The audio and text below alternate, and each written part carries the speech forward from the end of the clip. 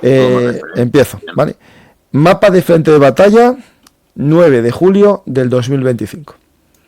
Bueno, estamos aquí con Martín, que muchos conocéis de Twitter, y vamos a intentar resumir un poco qué está sucediendo en el campo de batalla. Empezamos por el norte, como siempre, después hablaremos de ataques en las infraestructuras de ambos lados, aunque yo no tengo un seguimiento de grandes ataques en la retaguardia rusa esta vez. Parece que está más flojo que otros. Hubo ataques, pero no tantos. Vamos a ir al norte, a la zona de Kursk. Yo creo que ahí, en la zona de Toquino, eso está igual, ¿no? Los ucranianos no lograron embolsar la ciudad, ¿no? No. Está muy parado. Se pintaron flechas, a ver, es una operación interesante, se han intentado, como todo en la guerra. La guerra no es algo que lo intente uno y el otro espere a que pase. La guerra es dinámica. Uno actúa, el otro reacciona, hay determinados elementos, incluso la pura suerte. Yo trato muchas veces de explicar que tú puedes tener el plan perfecto, las unidades perfectas, el momento perfecto, pero el vehículo en cabeza pisa una mina, pierden 2 horas intentando moverlo y aquella operación que iba a salir maravillosa no sale. Eso le puede pasar a los ucranianos, a los rusos, a los americanos, incluso, no sé, al imperio contraataca. Es decir, las realidades a veces son imprevisibles. En el caso además, tiene sentido lo que están haciendo los ucranianos, porque hay una parte de bloquear unidades rusas, digamos, fijar atención, y es un objetivo razonable para ellos, pero a veces se avanza y a veces no. Y luego siempre hay que contar con la Fuerza Aérea Rusa, las FAB, digamos, el uso de bombardeos, las famosas bombas voladoras, que serían un poco nuestras bombas, las JDAM o las GBU. Es decir, ellos tienen y las utilizan, y al final es muy difícil tener soldados en una línea de árboles y que se empiecen a caer bombas. Quiero decir, hay que entender, las zonas grises estas son enormes, el movimiento de unidades, vehículos incluso andando, atrae los drones. Es decir, es que todo lo que hemos estado hablando hasta ahora tiene sus consecuencias en estos mapas que ven. Una lentitud absoluta en las operaciones, todo es microgestión, porque las grandes unidades no pueden operar como grandes unidades, porque les cae de todo en ambos bandos. Te ven, te destruyen. Te ven los ucranianos, destruyen a los rusos, y los rusos ven a los ucranianos, hacen lo propio. En eso consiste esta. Y eso hace que operaciones que pueden tener un cierto sentido, por eso hay que ser prudente digamos, en cantar victorias. Es decir, cuando los hechos están confirmados, porque algo que parecía posible, empiezan a pasar los días, aquello no se confirma porque es que el enemigo reacciona, o hay bombardeos, o hay un cambio de situación. Entonces no hay que crear hypes o controlar siempre la parte emocional, que todos queremos, yo el primero, vamos, grandes éxitos para Ucrania, pero hay que ver lo que ocurre, contar lo que ocurre, y cuando ocurran cosas buenas, contar las cosas buenas, pero no anticiparlas. Sí, sí. Pues donde hay más noticias, ¿no? Llevamos un tiempo hablando del tema, es la zona de Sumy, ¿no? Parece que ese buffer, ¿no? Esa zona colchón que quería hacer Putin se está parando, y durante los últimos días parece que hay intentos de contraataque ucranianos. Aquí la noticia que está ahora mismo en redes sociales, en Twitter especialmente, es en una localidad, que lo voy a poner en pantalla ahora mismo. Esta localidad que tenéis aquí, que os digo el nombre ahora mismo. Indrativka, eso, justo. Sí, sí. Aquí parece que en Indrativka hay cierta recuperación ucraniana, ¿no? No sé si está muy confirmado, porque algunas publicaciones son de hace pocas horas. Claro, bueno, pero vienen tarde, porque ya deberían haberlo visto ayer. A ver, yo estoy haciendo, y con Miki Balbuena, que es uno de los mejores localizadores del mundo, estamos haciendo un seguimiento de estas últimas semanas, especialmente de Sumy, porque ha habido un cierto esfuerzo propagandístico, tanto ruso como ucraniano, centrado en Sumy. Para ser sinceros, yo creo que hay que poner las cosas en contexto. Toda esta movida de Sumy es una infiltración de soldados rusos a pie que se viene produciendo desde mediados de marzo. Bien, en números limitados y Sí, sí. con medios limitados, quad y motos lo máximo. No se ha visto un solo vehículo, pero no un vehículo blindado, un tanque. No se ha visto un blindado, un tanque, una bujanca en 3 meses y medio. Eso para contextualizar de lo que estamos hablando. Bien. Esta reacción ucraniana, que se nos anunció ya como un éxito hace casi 30 días, porque es que pasan las fechas y luego no. Lo que ha ocurrido es que es evidente que los ucranianos estaban intentando, digamos, limpiar la zona o aplastar esas infiltraciones rusas de soldados API, pero los rusos dominan el aire y tienen las famosas FABs y han estado machacando literalmente las líneas de donde se puede hacer. En la zona que tú comentas, lo digo porque ayer entre Miki y yo yo publiqué el vídeo y vi que la geolocalización, y había varios vídeos que localizamos conjuntamente. Hay un bosquecito que ya había sido bombardeado y lo habíamos visto a través de vídeos rusos. Estamos hablando siempre de fuentes rusas las que comunican esto. No es un cuñado que tengo yo en un bar que oyó hablar a su primo de lo que le contaban. Estamos hablando de vídeos, hechos y hechos geolocalizados. Vimos que los rusos estaban lanzando varias bombas sobre la propia ciudad de pueblo, porque esto es un pueblín, Kindrativka, y esas geolocalizaciones. Eso es Andrivka, que es el otro pueblo. Entonces, como vimos, sí, Andrivka, sí, perdón. Geolocalizaciones entre el bosque, una línea de árboles y el bombardeo en Kindrativka, lo lógico es pensar que soldados ucranianos habían entrado ahí. Es muy interesante porque eso es el flanco oeste de la incursión rusa, digamos, de la zona buffer que han creado. Y es razonable pensar que si están los rusos bombardeando algo que se supone que lo controlan es porque hay presencia de soldados ucranianos. Y esa presencia en esa zona implica que toda la zona de abajo al menos está en riesgo del control que puedan tener los rusos. Siempre asumiendo que aquí hay un número muy limitado de tropas. Lo digo porque es que no caben más que los que caben. Probablemente en Kindrativka haya 40, 50, 60 rusos y esos son el tipo de unidades a los que podemos hablar. Aquí no estamos hablando ni de brigadas, ni de miles de soldados, estamos hablando de lo que hay. No caben más. Y esta es una realidad que tenemos que asumir. Los propagandistas sobre todo, porque ha habido gente que nos ha contado milongas de 50.000, de no sé qué. Sí. Podemos hinchar el muñeco lo que queramos, pero eso no nos va a llevar a ningún lado. Las realidades son impepinables y hay una cuestión física. Parece que no se han visto. Es decir, ya no es que lo opine por densidad o por espacio, es que no se han visto.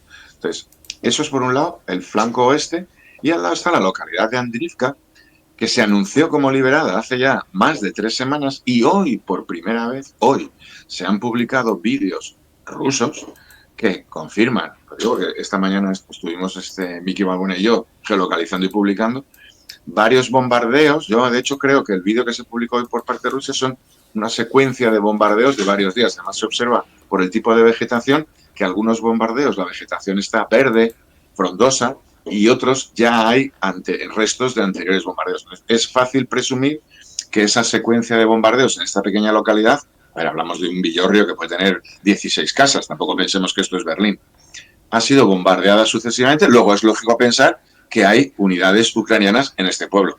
Hay que entenderlo en el contexto del que hablábamos antes. No es que esté liberada o bajo control, no. La presencia de tropas de uno u otro bando no cambia que sea una zona gris, porque al final las zonas grises quedan... Fíjate, por ejemplo, esa imagen que ponías... Es esto, ¿no? Esto es Sumi, sí. Los bombardeos muy intensos. Estamos hablando de zonas muy pequeñas. Cuando vemos esos 4 impactos, estamos hablando de 200 por 40 metros. Toda esa zona, esa es la zona sur, el vídeo que estás poniendo es al sur de Andrivka, el otro era al norte de Andrivka. Bien, podemos dar, por decir una manera, esa es una zona libre de rusos, con presencia ucraniana, pero no lo que todos entendemos por liberado, que es un sitio donde la gente pueda desenvolverse. Yo creo que Ucrania lleva tiempo intentando esto, ha sufrido mucho por el uso de bombas planeadoras rusas, pero al final, digamos, se impone un poco la voluntad del combatiente. Yo creo que más pronto que tarde, Ucrania liberará eso. ¿Cuál es el coste real? Eso ya es más discutible. Aquí hay un debate, pero bueno, tampoco pasa nada. Yo personalmente creo que la utilización de recursos blindados para eliminar una incursión de tíos a pie es un coste en material y en esfuerzo que no sé si compensa por mantener controlados 3 pueblos junto a la frontera. Estamos hablando de zonas que están a 5 kilómetros de la frontera. Antes hablábamos que estás sometiendo a tus blindados a un riesgo muy alto, pero es verdad que si tú no... A ver, esto es un tema que si tú no impides que avancen esos 5 kilómetros, vas a hacer que 5 kilómetros más al fondo también tengan problemas. Es decir, al final hay que decir, un lugar en que no... Los primeros días, hablamos de finales de mayo, primeros de junio, digamos, pero que esto lleva ocurriendo desde mediados de marzo, abril, había vídeos ucranianos liquidando los mismos grupos de rusos en los mismos pueblos, atravesando las mismas caminatas y todos andando, además. El problema es que esa parte la tenía, por lo menos a mi modo de ver, relativamente controlada Ucrania por medio de drones, es decir, unidades ligeras que controlaban el terreno y con los drones batían todas esas avenidas o llegadas de pequeñas unidades rusas. Cuando los ucranianos han aportado más recursos, incluyendo unidades mecanizadas, los rusos lo que han reaccionado es mediante bombardeos masivos. Lo digo porque he hecho un conteo diario, precisamente porque había una guerra propagandística, entonces había que centrarse. Es que esos son aproximadamente 25-27 kilómetros de frente por 6 a 10 de profundidad. Estamos hablando de 200 kilómetros cuadrados. Para compararlo con el resto del frente, el frente, si medimos el frente en Ucrania, son 1.200 kilómetros. En esa zona se han estado lanzando 30-35 bombas voladoras sobre las 100, 110, 120 bombas voladoras que Rusia lanza al día. Es decir, hemos llegado a un tercio sobre 25 kilómetros de frente, sobre un tercio de las bombas voladoras que se lanzan sobre el total 1.200 kilómetros. Es decir, la densidad de bombardeos rusos era desproporcionada. ¿Y eso a qué se debe? A que habían encontrado algo que les compensaba. ¿Ese qué es? Pues unidades ucranianas intentando expulsar a los rusos. Por eso digo que al final hay que valorarlo. Hay reportes de, digamos, redes sociales ucranianas en las que hay muchos desaparecidos en esa zona. Yo sé que esto no es una realidad cómoda, pero esas son las realidades de la guerra. En la guerra la gente muere. Y cuando te cae una bomba de estas y los tipos de bombardeos que han estado utilizando los rusos, hemos visto líneas de árboles que miden 1 kilómetro literalmente abrasadas. Si había fuerzas ucranianas en esa línea de árboles, han desaparecido. Esta es la consecuencia evidente.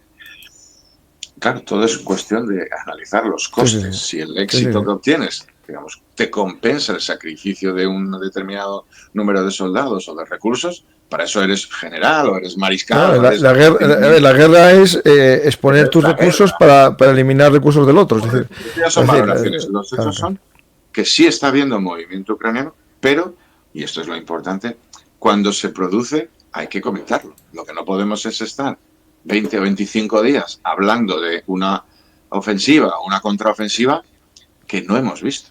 Claro, porque no nos han enseñado. Además, sabemos todos que está grabada. Sabemos todos que hay una dilación en la publicación de imágenes.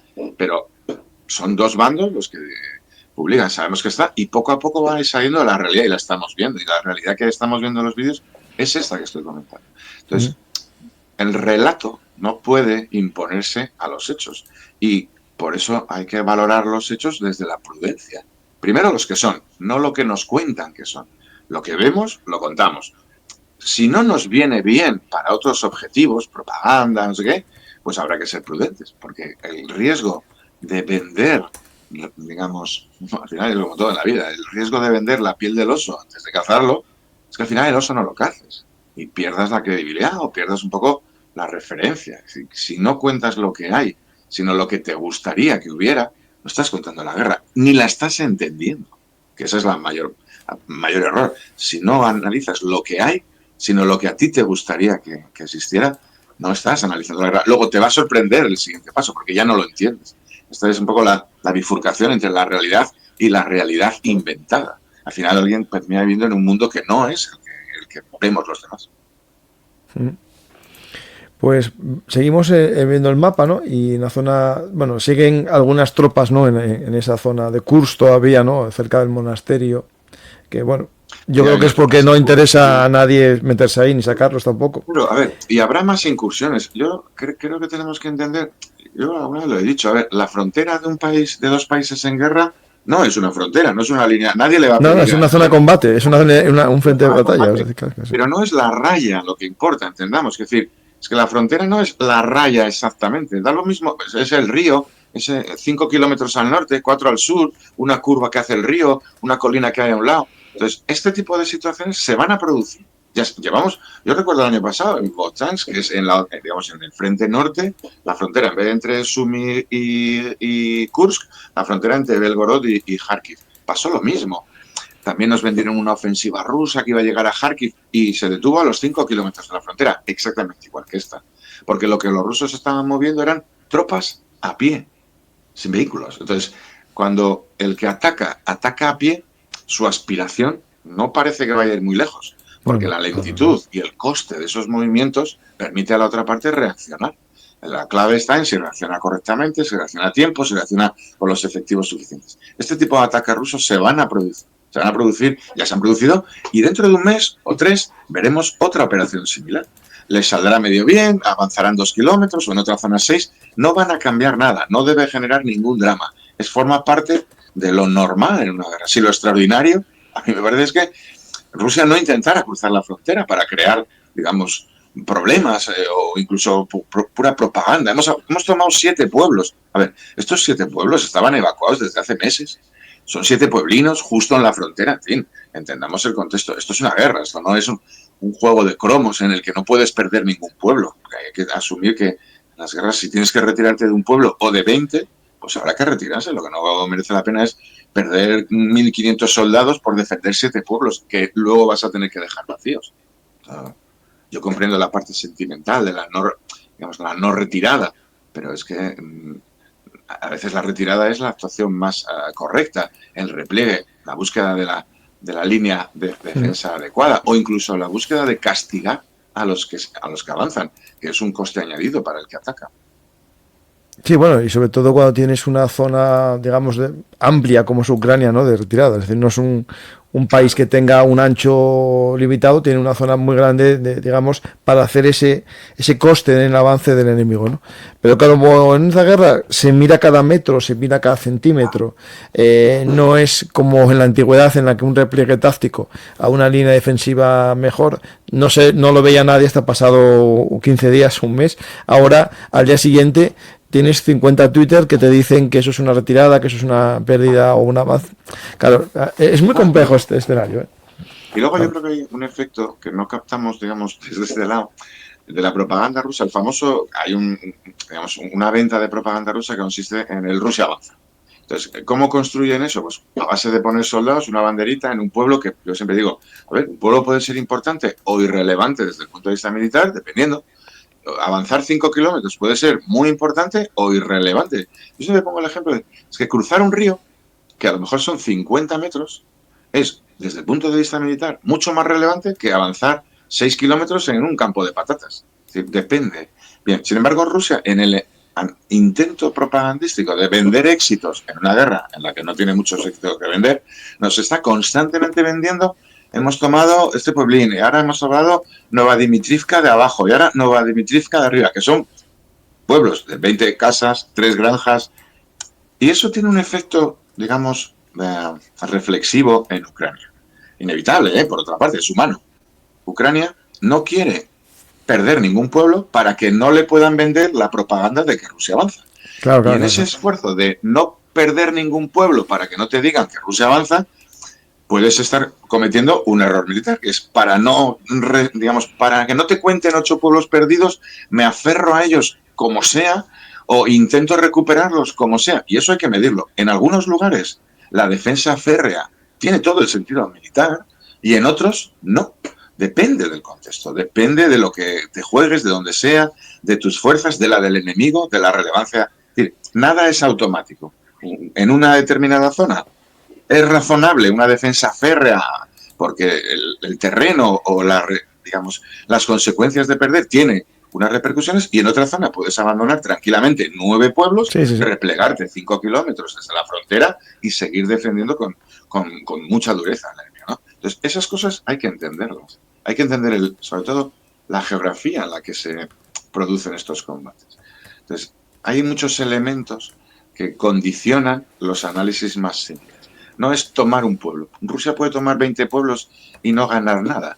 O Ucrania puede recuperar 6 pueblos y no ganar nada. La guerra no consiste en liberar pueblos o en ocupar pueblos. Es que es algo más complejo. Pero se vende como propaganda así y hay gente que cae en esa propaganda. Pues seguimos viendo el mapa, ¿no? Porque podemos mostrar un poco cómo evolucionan los avances. En teoría rusos, que estén premeditados, ¿no? O que salgan donde pueden, ¿no? Es decir, esto es algo que es el dilema del millón, ¿no? Es decir, ¿dónde ataca Rusia? Porque ataca en todos los sitios, ¿no? O donde tiene éxito, donde encuentra una debilidad a lo mejor entre las líneas de varias unidades. Pero bueno, nos vamos casi ya a la zona de Kupiansk, en la que sí es verdad que hubo un pequeño avance en la zona norte de Kupiansk, pero tampoco es muy llamativo. Es decir, hubo ahí rumores de que había llegado hasta rodear la ciudad. No fue así. No hubo grandes cambios. A ver, claro, es que al final yo voy haciendo seguimiento día a día y eso. Llevamos 2 años, es que se dice pronto que en una guerra que llevamos 3 años y medio, desde hace 2 años se nos ha vendido yo lo voy a simplificar en esta terminología, Kupiansk al horno, la ofensiva a Kupiansk. Kupiansk va a ser ocupada por Rusia, el envolvimiento de Kupiansk. De mil maneras nos lo han vendido. 2 años. 2 años en una guerra de 3 años y medio. A ver, Kupiansk. Y siguen, lo acabas de decir tú, en el mismo Sinkivka han avanzado. Hay que entender que si tú durante 6 meses con soldados a pie, porque no hay otra cosa al otro lado, esa zona que pintaba, digamos, alrededor de ahí, los rusos meten soldados a pie que necesitan 6 meses para avanzar o para controlar, con el matiz que hablábamos antes, de las enormes zonas grises que suponen los drones, ¿no? Para controlar 5 pueblos alrededor de Kupiansk, donde ya estabas combatiendo hace 1 año y medio, hombre, a mí eso me cuesta considerarlo un éxito, es una realidad. Oye, ahora dominan 3 pueblos más que hace 4 meses. Ya, bueno, pero por decirlo de una manera, 3 pueblos más no te acercan mucho a Berlín, ¿no? Y oíamos antes a los propagandistas hablar de sus soldados iban a caminar por Berlín. Hombre, pues si toman 3 pueblos al año, les quedan muchos años para llegar a Berlín. Mira, es una cosa, Martín, mira, que hubo un cambio que es muy llamativo, ¿no? En este tiempo, en la zona norte de esta zona de Lugansk, esta zona, lo voy a poner el retraso, ¿no? Mira, fíjate, aquí, frontera con Rusia, en 2 años no hubo un ataque que intentase entrar por aquí hasta esta semana. Mira, hubo aquí un avance pequeño. Lo digo porque dices tú, a ver, ¿cómo no atascados aquí durante tanto tiempo? ¿No se les ocurrió atacar por aquí? Y lo hicieron ahora. La geografía no les favorece a los rusos. Hay que decir, esto es otro ataque, probablemente mañana o dentro de una semana, en vez de un pueblo, sean 3. La geografía en esa zona, ese pueblo está en la zona baja. No es un río, ves que hay un río al lado. Que es el pero superaron el meandro hasta aquí, debe ser, ¿no? La zona. Ese pueblo está del lado ucraniano, sin embargo está en la parte baja de la montaña. Casi es, digamos, la caída natural de la colina, por decirlo así. Sí. Está vacío, ese pueblo como otros tantos. Es una parte, es casi inexplicable, fíjate, yo lo diría de otra manera. A mí me parece inexplicable que los rusos no hayan querido poner su bandera ahí hace 2 años. Hace 2 años, claro, eso te digo. ¿Cómo no pasó eso? Ahora? Claro, ¿y por qué lo han hecho ahora?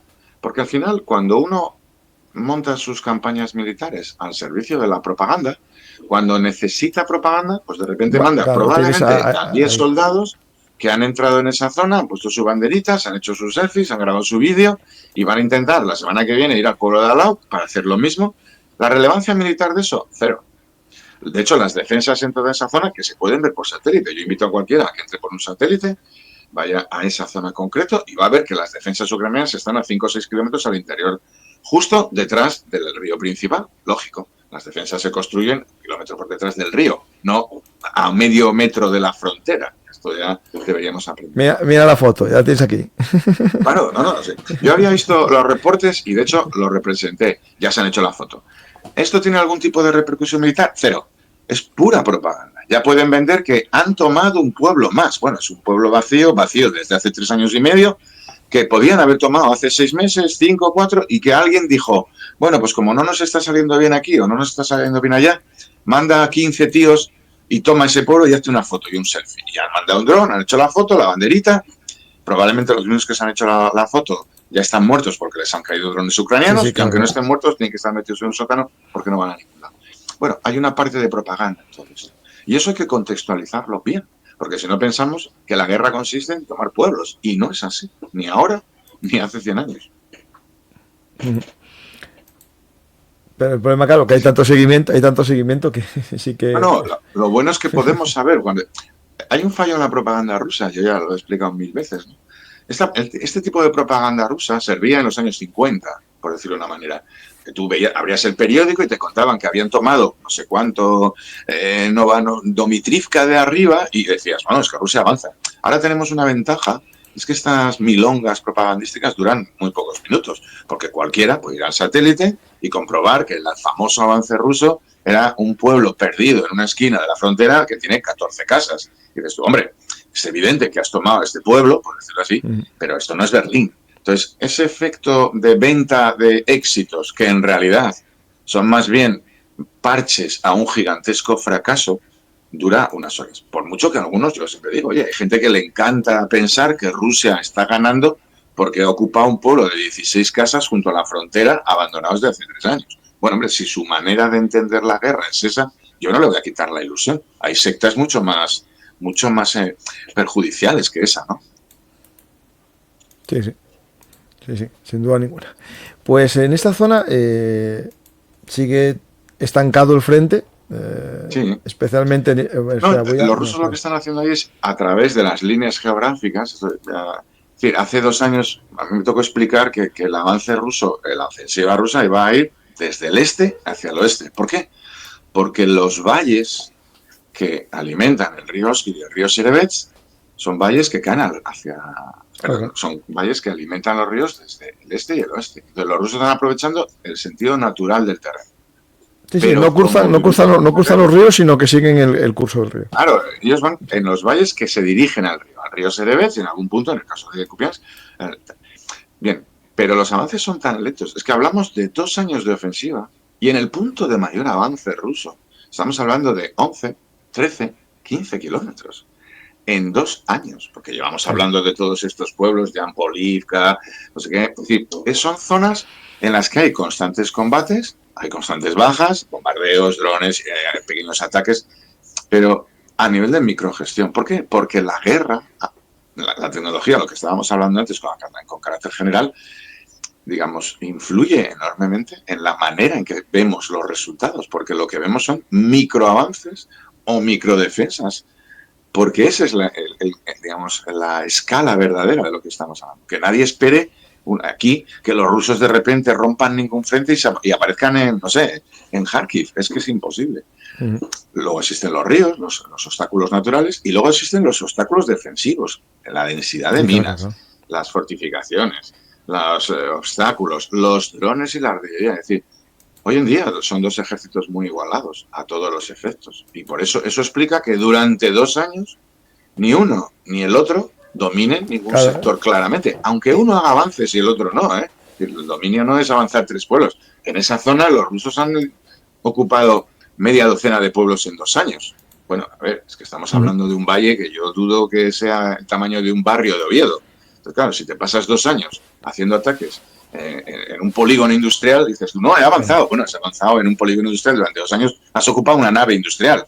Hombre, esto yo entiendo que todos entendemos que eso no es llegar a Berlín. Estamos hablando de avances. Pero ellos mismos lo dicen, Martín, tienen que llegar lanzando una bomba nuclear, no llegan de otra manera. Sí, pero estamos hablando de avances que se miden en decenas de metros. Sí. Y que los meses, dices, bueno, es que ahora estamos ya al sur de tal pueblo, Yampolivka, ya, pero es que Yampolivka tiene 37 casas y 2 granjas. Entonces, si te pasas 3 meses para controlar la zona norte y la zona sur de Yampolivka, 23 casas y 3 granjas, a ver, esa es la escala de la que estamos hablando. Sí, sí. Bueno, en esta zona este entrante, ¿no? Esa aquí zona va a continuar así. Sigue hay mucho tiempo porque tienen que cruzar el río aparte, es muy complicado, es decir. Claro, por ejemplo, ahí está operando la tercera brigada de asalto al sur, que es una brigada bastante potente a nivel personal, a nivel de equipación y a nivel, digamos, moral y de ánimo. Y está combatiendo ahí. Es decir, y habrá, pues, tomas y dacas, que tampoco tendremos que pensar, porque mañana, como ejemplo, la tercera de Azov libere Ridoplu, tampoco pensemos que sea una contraofensiva ucraniana, ¿no? O sea, habrán desembarcado 40 soldados ucranianos, han hecho una buena operación, han bombardeado un poco más y han liquidado a los 15, 20 o 30 rusos que estaban en esa localidad y la podemos dar por liberada. Bueno, hasta que vuelva a ver. Es decir, estamos hablando de microoperaciones. Esa es la escala real Bueno, llevan en Kujalivka, llevan por lo menos 15 meses los rusos intentando salir. Y si pusiéramos el mapa, digamos, de satélite, veríamos que estamos hablando de 7 campos, 7 prados, 7 patatales. Es que no creamos que eso es media provincia de Albacete. Es que estamos hablando de 3 pueblos, 2 kilómetros por 4, lo que ves ahí. Sí, sí. Pues vamos más a... Sí. En Tabaizka, que está, fíjate dónde está a 6 kilómetros de lo que estás poniendo en pantalla ahora mismo. Tabaizka, los primeros rusos aparecieron, creo que era en febrero del año 23, si no me equivoco. Sí, pero vamos, puede ser, estamos hablando de...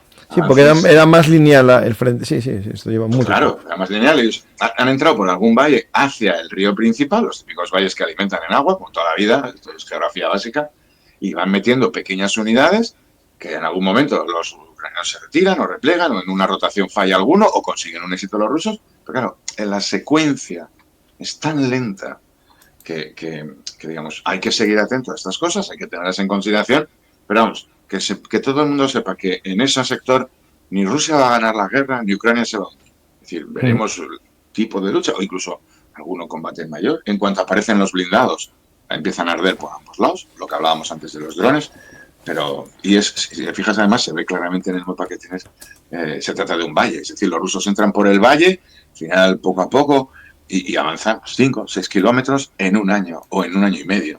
Esa es la escala real de lo que está ocurriendo ahí. Sí.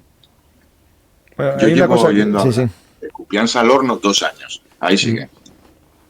Bueno, hablan aquí de las Safirs, ¿no? De que está ardiendo Ucrania en muchas zonas. Aquí también al que estamos en verano. Claro. El mundo arde en verano. Claro, por ejemplo, viendo esto, ¿a quién pensaría que en África están en una guerra mundial? Claro, esto es una parte. Claro, es que, a ver, cuidadín con eso, hay que ver las causas de los fuegos.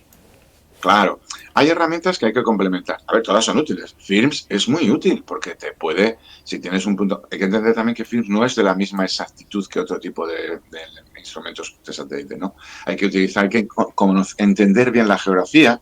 Los altos, las partes bajas, los ríos, hay que entenderla. Digamos, no, y ponerlo, no, cuidadín, espera, Martín, que si tú lo tienes en Simple, te pone todo en rojo, todo ardiendo, pero si lo pones en el tiempo en base, ya ves que los fuegos son de más de 24 horas, la mayor parte de ellos. Es que es una herramienta muy práctica y además es muy sencilla y gratuita. Hay que ver, porque yo he visto publicaciones de gente que te pone el FIRMS, lo miras y dices, esto no puede ser, yo lo acabo de mirar y no me da esto. Claro, si te acumulas durante 7 días, te va a dar más fuegos que si pones... Claro. Mira, aquí va por días y claro, esto va cambiando. Claro. Entonces, hay una función muy sencilla que es hoy o 24 horas. Tú puedes ver, digamos, imagínate que estás por la mañana y dices, voy a ver lo que ha pasado hoy. Y a lo mejor no te dan fuego. Le das a la función últimas 24 horas y efectivamente hay un fuego que corresponde a algo que ocurrió ayer. Y luego, como todo lo que tú dices, a ver, en verano hay incendios y hay muchos incendios que no tienen que ver con bombardeos. Tienen que ver con el verano, con quemas, con fenómenos naturales o incluso derivados de bombardeos, pero que parecen aquello que está ardiendo todo un oblast y lo que ocurre es una parte enorme del fuego, es un fenómeno. Entonces, todas estas herramientas, lo mismo que el uso de los vídeos, que el uso de las Telegram rusos o el uso de los satélites, hay que hacer un compendio. No vale coger un titular de una cosa y ya creérselo, o incluso coger el FIRMS, que es un hecho, pero siempre contextualizado. Es que si no hacemos eso, nos perdemos porque nos puede estar equivocando. Esto que acabas de hacer tú es utilísimo, porque además incluso te da el distinto color. Y tú sabes que efectivamente pudo haber un bombardeo, pero que fue hace 24 horas. No es, claro, si pones en el 20 días o no sé qué, aquello parece que está quemando todo. Y dices, aquí, fallas. Ya está, esto parece Normandía. No, a ver, es que me estás haciendo un poco trampa en la información, ¿no? Por eso hay que ser un poco prudente. No, es que tú mira este fuego, me está ardiendo Rusia también. Claro. Y si te descuidas, lo que ponías antes, en toda África parece que están allí en la Tercera Guerra Mundial en África. Es verdad que la zona de contacto tiene más fuegos, eso es evidente. Claro, es evidente. Pues seguimos avanzando un poco en el mapa y nos vamos... bueno, aquí es que está todo muy tranquilo, yo creo que en esta zona cercana... Sí, la zona de Kremina, todo eso. A los lados del río Donetsk. Sí. Esa es una zona que está estabilizada, que yo recuerde, desde finales del verano del 22.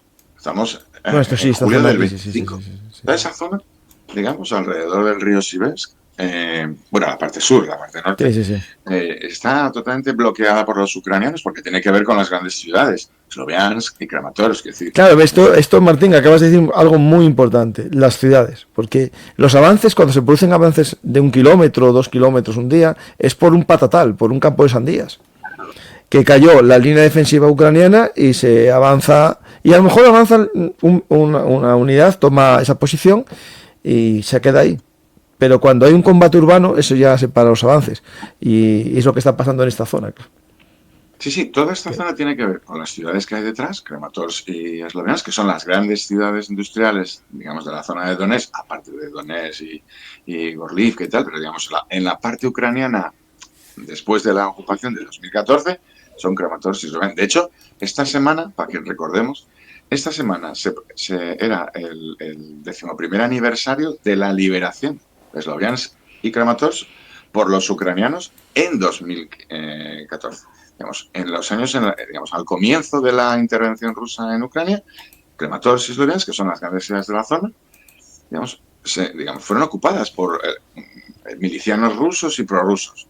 Justo esta semana, el ejército ucraniano, hace 11 años, las liberó. Siguen estando controladas. Y son las grandes ciudades que son el objetivo principal de Rusia en toda esta zona. De hecho, la batalla de Bakhmut era parte del camino de los rusos hacia Sloviansk y Kramatorsk. Es decir, Bakhmut no era un objetivo en sí mismo, era parte del recorrido hacia Sloviansk y Kramatorsk. Y allí se quedaron los rusos. En mayo del 2023, ahora estamos en julio de 2025, y los rusos siguen exactamente donde estaban en mayo de 2023. Sí, sí. Pues hablando de esta zona, pues nos vamos un poco más al sur. Y esto sigue igual, toda esta zona, ¿no? Alrededor de Soledar, aquello que claro, casi hay que acordarse de Prigozhin, hay que acordarse de Prigozhin. No ha cambiado nada. Digamos, el flanco norte de Bakhmut, que es Soledar, no ha cambiado. Donde hay, digamos, en el último año largo, porque hay que hablar que es desde abril de 2024 al momento presente, es el flanco sur de Bakhmut, que es Chasiv Yar.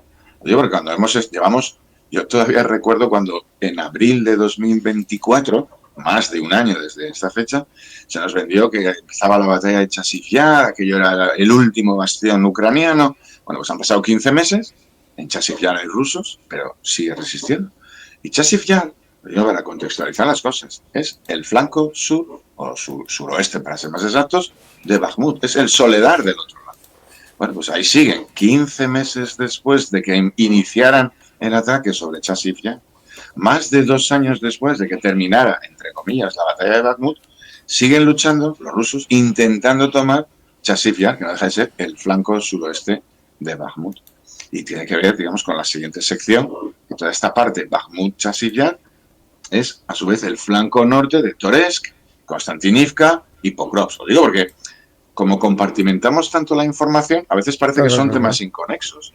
Pero para que nos situemos, si alguien saliera de Bakhmut y quisiera ir a Pokrovsk en condiciones normales, tardaría 10 minutos en una autopista. Sí.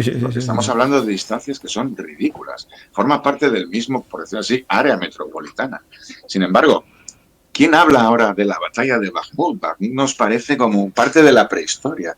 Y Bakhmut, Chasiv Yar, Toretsk, Konstantinivka, Pokrovsk forman parte del mismo área de operaciones. ¿Que Rusia debería haber tomado? Sí. Hubiéramos seguido sus opiniones propagandísticas hace más de 2 años. Y siguen hablando de 10 kilómetros, o menos, depende de cómo consideremos las afueras de Bakhmut. Sí, 8 kilómetros. Sí. Una miseria, es decir, nosotros que por ejemplo en Asturias tenemos este triángulo muy, yo creo que se puede entender bien. No hubiesen llegado por Asiero. Claro, que habría que entender que hubiera una guerra en la que durante 3 años uno de los ejércitos está tomando la mitad de Gijón, avanzando hacia Oviedo y metiendo unas tropas en Avilés, y llevas 3 años y estás vendiendo poco menos la llegada a Berlín. Dices tú, pero es que sigues aquí, en el mismo sitio, en el mismo triángulo.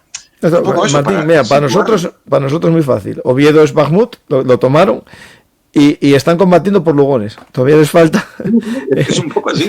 El tramo de autopista para llegar a Gijón, todavía. Sí. Pero mira, esta relación que has hecho es muy interesante porque nos sitúa en la verdadera escala de lo que, en la escala geográfica, digamos, en la escala de la realidad de la guerra, de los avances, porque en esta vida propagandística que nos meten de Rusia avanza, bueno, ya claro, es que llevas 2 años para salir de Oviedo y llegar a Lugones. Es decir, ¿Rusia avanza? Sí, has avanzado 3 farolas, sí, eso es un avance, sí, pero parece que todo el mundo convendríamos en que es ridículo. Pero esta parte es importante, porque si no nos perdemos en la propaganda. Y esta zona de pequeñas ciudades, o alguna no tan pequeña, Pokrovsk ya no es pequeña, Pokrovsk, Toretsk, Konstantinivka, Chasiv Yar y Bakhmut forman parte del mismo área. De hecho, la autopista, bueno, no sé, has medido antes qué distancia hay entre Pokrovsk y Bakhmut. Esto es ridículo. Puedes ir de paseo por las tardes. ¿De Pokrovsk? Sí, espera, lo mido ahora. Espera, que te lo mido yo también. No, tengo esto. Te lo mido yo en Pisplas. En la recta 66 kilómetros, 66. Mírate. sea, de Pokrovsk a Bakhmut, exacto, 67 kilómetros. Estás hablando de todo lo que han hecho. Bueno, es que si lo piensas, es que es brutal. Es que yo mismo no. Si vamos a lo, esto es lo que tenían conquistado Orlivka, ¿no? Claro. Y a Torex avanzaron justamente 8 kilómetros desde el comienzo de la guerra. No, la famosa batalla de... Claro, es que Gorlivka es donde ya estaban. Pero es que podemos hacer otro efecto. La famosa Avdiivka, que la ocuparon en febrero de 2023, de 2024, desde Avdiivka, donde tienen ahora las líneas, han avanzado 60 kilómetros. Es decir, en ese es el punto de máximo avance, el famoso saliente Avdiivka por Okop. Sí, eso decías el otro día, no sé cuándo te oí o te leí o te vi en algún sitio que decías que la media de todo el avance, si hubiésemos cogido la media, son 10 kilómetros en toda la frontera. Claro, a ver, tú, ¿no? Sí, me suena. Es un poco relativo, porque los avances es relativo, no sí. son la máxima, entendamos, implica otras cosas, la curva del río, la carretera, en fin, todo viene contextualizado. Pero, digamos, para entender la ridiculez de algunos mensajes propagandísticos rusos, es bueno llevarlos a la esencia. Si tú inicias una ofensiva en Avdiivka en octubre de 2023 y en julio de 2025, oye, ha pasado un año larguito, es decir, casi vamos al segundo año, y lo que presentas como balance es un avance que se mide en 60 kilómetros por 35 de ancho, yo creo que eso no lo consideraría un éxito nadie. Yo, por ejemplo, el otro día lo comparé con los éxitos con los avances británicos en el Somme. En 6 meses avanzaron el equivalente. Y todo el mundo, cualquier analista militar, cualquier historiador militar, te dice que la ofensiva del Somme de 1916 británico fue una hecatombe para los británicos, porque es verdad que avanzaron, pero el ritmo y nivel de pérdidas que asumieron era desproporcionado. Se considera, de hecho, una hecatombe militar para el ejército británico, ¿no? Y es muy parecido a lo que ha ocurrido aquí, enfrente, en profundidad. Entonces, eso hay que contextualizarlo, insisto, porque es que si no lo contextualizamos, cualquier cosa vale. Rusia ha avanzado, sí, 2 farolas, pero eso en sí mismo no es más que una verdad absoluta que hay que contextualizar. Pero diría lo mismo para Ucrania. Es decir, si mañana Ucrania liberase 3 pueblos aquí, diría, ha liberado 3 pueblos. Eso es relevante o irrelevante dependiendo de lo que estén haciendo desde el punto de vista militar. Porque no debemos olvidar que esto es una guerra, no es una competición de propaganda, no se están vendiendo coches, no es Citroën contra Renault vendiendo coches, ni son el Barça contra el Madrid vendiendo camisetas. Hay que entender lo que de verdad ocurre para explicar lo que puede ocurrir después y para no llevarse chascos también. Sí, claro, evidente. Pues vamos a ver un poco las zonas de más... Bueno. Mira, en Pokrovsk lo que es más interesante en Pokrovsk, o en relación a Konstantinivka, que es esa zona que hay entre Chasiv Yar y Pokrovsk, hay una localidad relativamente importante para Ucrania que es Konstantinivka, ¿no? Digamos, en esa misma carretera. Sí, no, esto parece el eje teórico de un avance ruso, claro, inteligente, ¿no? Claro. A ver, que el avance clásico que parecía lógico es, si los rusos toman Bakhmut y no se dirigen hacia Sloviansk y Kramatorsk, es decir, en dirección noroeste, lo lógico es que hubieran llegado a Chasiv Yar, de Chasiv Yar a Konstantinivka, de Konstantinivka, porque es la carretera principal y, por lo tanto, el eje básico de avance. No solo por la carretera, sino porque todos sabemos que las carreteras en general se construyen donde más sencillo es la orografía. Entonces, aquí el eje natural es ese precisamente. Y, sin embargo, siguen atascados en Chasiv Yar, que es el flanco sur de Bakhmut, o el flanco norte de Konstantinivka, dependiendo de lo que quieras ver. Pero es verdad que los rusos, una vez que llevan un año y ya controlan, podríamos decir por completo Toretsk, están intentando, digamos, de Toretsk hacia Konstantinivka y al mismo tiempo de la zona, digamos, Ocheretine, que recordamos que fue liberada, ocupada por los rusos en mayo-junio de 2024, Ocheretine, Pokrovsk, están, digamos, en un eje de avance hacia el norte, hacia la zona de Yablunivka. Entonces, esos dos ejes, Toretsk, Ivanopilia, Yablunivka, tienen sentido para aislar Konstantinivka desde el sur y para cortar, a su vez, Pokrovsk desde el norte. Digamos, están haciendo una cuña, están intentando entrar, no sé, como decías tú muy bien, no sé si por donde pueden, por donde quieren, pero siempre en este ellos intentan como unas manchas de aceite, ¿no? Intentar expandirse y por donde encuentran, mira, por ejemplo, aquí yo creo que llevan más de 2 meses parados aquí. Más de 2 meses parados. Reactivaron esto aquí aproximadamente hace 3 meses. También hay que pensar que esto estuvo parado. Esta carretera, esta curva de la carretera con el famoso paso a nivel, el cruce este que tiene aquí la entrada de autopista, estuvieron mucho tiempo. Pero a ver, ahora en esta curva...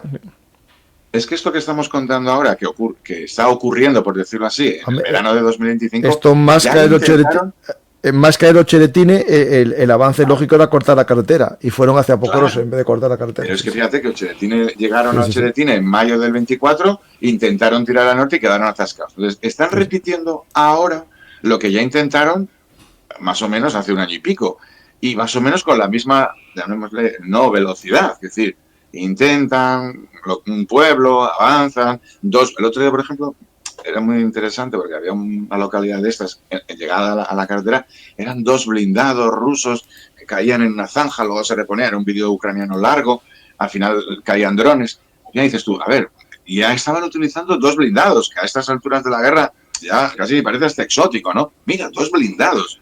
Entonces, claro, pero dices, pero 2 blindados son 15 soldados de infantería. Aunque lleguen al pueblo y no vuelen por una mina o un dron, desembarcan 15 soldados, para entendernos. 15 soldados son 2 ametralladoras, 2 RPGs, 10 Kalashnikovs y 2 radios y un par de drones que lleven los tíos y agua porque necesitan para vivir. Hombre, no me parece a mí que eso sea Stalingrado, por hacer un poco el contexto, ¿no? Esa es la escala real en la que está operando. Entonces, una escala tan lenta, probablemente la semana siguiente llegan otros 2 blindados o unos carritos de golf, hacen el relevo, sacan a 3 heridos, vuelven a meter 10, hay un ataque ucraniano. Entonces, pero estamos hablando de pequeños avances, pequeñas tomas, desembarcos fracasados, uno de ellos pisa una mina, tiene 7 muertos. Entonces, ese es el ritmo real que se está viviendo aquí. Por eso cuando la gente pinta grandes pinzas de ahora van a envolver Pokrovsk, quiero recordar que estamos a punto de cumplir un año, ya estábamos, hace un año, ya nos estaban contando el colapso en Pokrovsk.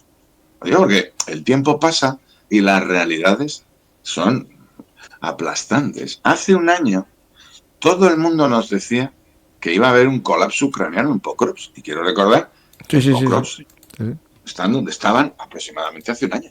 Entonces, cuando Ucrania considera, y yo creo que es una estrategia defensiva correcta, va cediendo terreno, pero cuando decide poner pie en pared y mantener las posiciones, y aquí es interesante porque si lo miramos desde arriba, vemos que Ucrania mantiene el flanco norte. En cuanto tiene la posibilidad, lo mantiene. Que luego los rusos avanzan hacia el oeste, un poco al sur, 3 pueblos, pero hay una continuidad en las ciudades. Y vuelvo a decir, las ciudades no son ciudades por casualidad, son nudos de comunicaciones, donde confluyen, además de edificios y escuelas y colegios, son nudos de comunicación. Y quien domina los nudos de comunicación tiene más facilidades que aquel que tiene que ir buscando un hueco para llegar a los nudos de comunicación. Bueno, pero Martín, pero aparte, en esta guerra, Martín, salvo la fase inicial, no vimos tampoco flanqueos de ciudades de una cierta entidad. Se hace una U, eso es cierto, una U sí la hacen, pero nunca lograron rodear una ciudad y embolsar. Es que no hay casi ni embolsamientos tampoco. No hay embolsamientos. Porque todo, yo creo que... Es una pequeña escala todo, casi.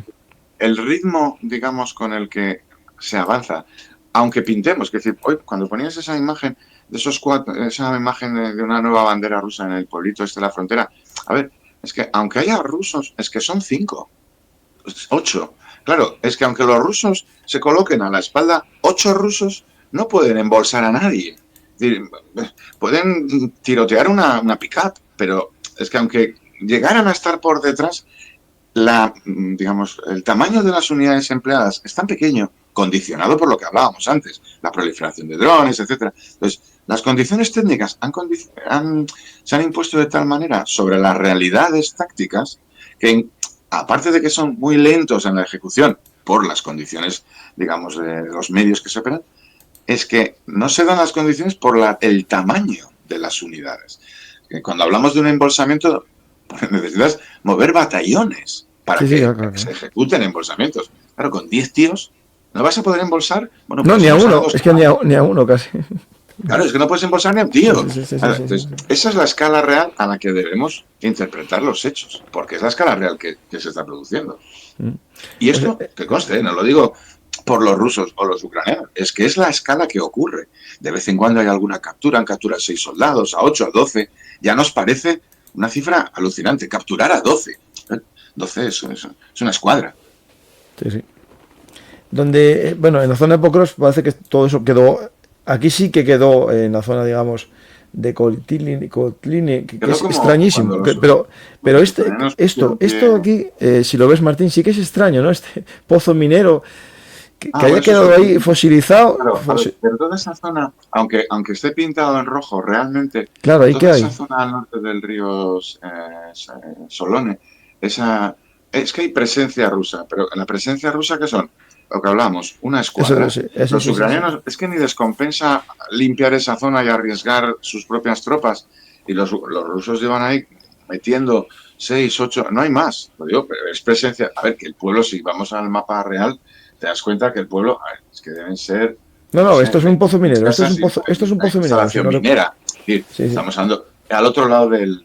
Es verdad que, hombre, pues, de hecho se ha dado por liberado en alguna ocasión y en cuanto Sí. los ucranianos lo han dado por liberado, han aparecido otra pequeña escuadra o 2 escuadras de rusos, se han infiltrado al otro lado del talud del ferrocarril, han vuelto a poner la bandera y dicen, aquí seguimos. Pero toda esa zona del río Solone, me da lo mismo el pueblo en Bovkove, Solone, Uspenivka, Novosergivka, ese es el río, aunque haya presencia rusa o ucraniana, es una gigantesca zona. Es decir, ahí el tipo de unidades son mínimas, el tamaño de las unidades es muy pequeña, la presencia física de soldados rusos ucranianos es mínima. Lo que importa es la línea del ferrocarril, digamos, como línea y el río como barrera natural. No, y Es el decir, talud, ¿no? Que es lo que te hace el efecto. talud del ferrocarril se ha demostrado que es como una especie de gigantesca ¿cómo se dice? Zanja antitanque, digamos, un obstáculo Sí, natural sí. que parece ridículo, pero es que se ha demostrado en esta guerra que les cuesta muchísimo pasar el talud del Bueno, ferrocarril. el talud de Bakhmut, ¿te acuerdas que el talud en Bakhmut, al Claro, sur de pero que Bakhmut, hemos dicho que talud, costó, sí, sí, sí, y en sí, Avdiivka estuvimos hablando del talud sí, sí. del ferrocarril al norte de Avdiivka, estuvimos 4 meses. Es decir, un obstáculo que parece tan ridículo para una unidad mecanizada y se pasan 6 meses o 4 meses o 5 meses. Y aquí, en Kotline ya estaban en diciembre, enero del 2024. Mm. Es decir, ¿qué ha ocurrido? Que esa zona, aunque haya 8 soldados rusos en Kotline, 15 en Bovkove, en Solone, es una zona que no da para más. Ese flanco sur de Pokrovsk está asegurado para Ucrania. Ese punto de Pokrovsk colapsa, ya pasó. Entonces, los rusos lo que les ha ocurrido es que al no poder tomar la localidad, que es obviamente su objetivo, y no poder expandirse hacia el flanco norte, que viene condicionado por el río Solone y el talud del ferrocarril, se expanden hacia el oeste. Y es Mm. eso, ese saliente que se dirige al oblast de Bueno, y después está el sueño imperial de Putin, donde un soldado ruso pone una bota, es suyo, ¿no? Entonces, claro, tiene que ir hasta, hubo hasta la la carrera frontera. por el día de Yo la eso lo he victoria, ¿no? definido. De llegar a Dnipro, ¿no? Pero no lograron tampoco llegar, ¿no? Por lo menos en esta zona no. Lograron al sur, no, tampoco, ¿no? Todavía Y no, bueno, debe aquí, haber en algún punto en Dashne, el que sí ya es formalmente aquí, en cambia el Dashne, oblast. sí, en Dashne, Claro, aquí. pero lo que decías tú, a ver, es que si cruzas un patatal, a ver, para que nos entendamos, hombre, pues es que, no sé, pues entre la provincia de Zamora y la provincia de León, estoy seguro que si tomas no sé, un campo de trigo o de cebada, ya has llegado a la provincia de León. Pero claro, Sí, sí. estar hablando de una guerra de 3 años y medio, de una presunta superpotencia mundial, cuyo gran éxito en un año es conquistar un patatal en la siguiente provincia, hombre, a mí, sinceramente, pero es que, vamos, me da lo mismo el país, me parece muy triste balance, porque las cosas no son así. Es decir, es un viaje a ninguna parte. Yo esto lo he definido así porque lo que están haciendo ahí, con independencia de que tomen un pueblo, 7 pueblos y avancen 15 patatales, el objetivo no nos habían dicho hace un año que era Pokrovsk. Sí, ¿Por sí, qué sí, sí, ya sí, no sí, es el sí. objetivo Pokrovsk? Porque no han podido con Pokrovsk. Y entonces avanzan a otros pueblos a ver si llegamos a otras cosas. Es un poco la guerra infinita, no tenemos objetivos definidos, no sabemos muy bien a dónde vamos, pero hacemos algo para que parezca que sí tenemos objetivos definidos. Y no los hay, no tienen objetivos desde el punto de vista militar, ni siquiera territorial. Estos avances en esa zona, en esos pueblinos que tienen su coste diario, es un dispendio de unidades que no van a ningún lado. Si miramos el mapa, te das cuenta que son todo pequeños pueblos agrarios, campos, que no tienen ningún valor. Como esos pueblos hay 500 pueblos. Pueden seguir tomando pueblito tras pueblito y no van a ningún lado, no cambia nada. Mm. No, estoy coincido contigo. Eh, y todo lo que falta para llegar a ciudades de verdad, ¿no? Y cuando llegan a esas ciudades de verdad, ciudades que aunque estén abandonadas 100.000 habitantes, 200.000, 300.000, 1.000.000, solo tomar edificio a edificio les va a costar... No, es que la capacidad rusa de tomar una ciudad desapareció en Bakhmut. Es decir, sí. yo sé que hay mucha gente que considera Bakhmut como una gran victoria. Pero ahí tenía infantería ligera de los Wagner que luchaban, pero no tiene tanta gente ahora. Completo para tomar una ciudad de tamaño medio, el que tenía, y lo sacrificó, y no ha vuelto a poder hacer lo mismo, lo cual demuestra que las ciudades ya se le han atragantado. Entonces, bueno, puedes tomar una aldea, puedes tomar un pueblín de 5.000 habitantes, pero no vas a tomar nunca más. Yo el año pasado, cuando la gente hablaba de colapso en Pokrovsk, me da un poco pretencioso decirlo así, pero es que la realidad me da un poco la risa. Digo, pero no tienen tropas para entrar ahí, porque lo que tenían para haber hecho eso lo perdieron en Bakhmut y ya no tienen otros 60.000 tíos que perder en Pokrovsk. ¿Y qué les ocurrió? Lo intentaron, quedaron a las puertas, se quedaron en el círculo de, digamos, en el cinturón de pequeñas localidades de alrededor, y dijeron, no podemos. Bueno, pues vamos para otro pueblo que es más fácil. Yo creo que fue Gemitu el que inventó esta frase de no avanzan por donde quieren, sino por donde pueden. Y yo bueno, creo que eso es algo que... sí. Y es que es verdad. No pudieron en Pokrovsk y dijeron, bueno, pues si no podemos para el norte, para el oeste. Y dices tú, menudo planificación militar la que lleva esta gente. Sí. Después tenemos, bueno, que sí que lograron en esta zona, bueno, avances muy lentos, no lograron en las llanuras estas del sur de Pokrovsk llegar a Dnipro, ¿no? Al Oblast, y donde lograron cierto avance es en la zona de Velika Novosibirsk, en esta zona que era el eje, ahí sí lograron un avance, y bueno, tomaron Svechenko, que es bueno, no, o sea, como hablábamos tú y yo hoy, no van a poder sacar litio en esa zona, pero es verdad que sí, simbólicamente, claro, a Trump le hicieron un feo, ¿no? Porque claro, las tierras raras. El depósito de litio está allí, no lo van a poder explotar porque está en la zona de combate. Pero realmente de hecho, ese depósito de litio, es tan el importante, acuerdo famoso de minerales, ahora está bajo control de Rusia, no de Ucrania. Bueno, si esta es la zona, yo lo llamo más por el río. espera, mira, Mokriyali, digamos, es el eje Velika Novosibirsk, los rusos suben por el río, se van extendiendo y van buscando un poco la carretera.